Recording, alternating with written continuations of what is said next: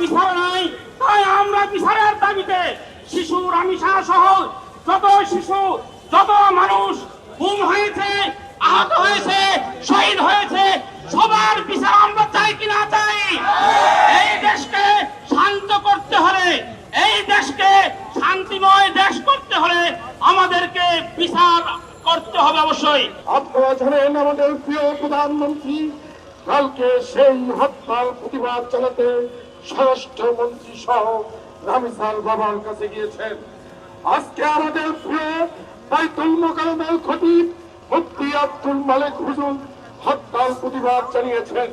মুফতি আব্দুল মালিক হুজুরের কথা বলতে হয়, যখন ফিলিস্তিনের যুদ্ধ বেজেছিল, যখন মুসলিমদেরকে নির্মম ভাবে হত্যা করা হয়েছিল, ঠিক সেই সময় 10 লক্ষ লোক নিয়ে আজকে এই খতিব মুফতি আব্দুল মালিক হুজুর মাস ফল গাজার ডাক দিয়েছিলেন।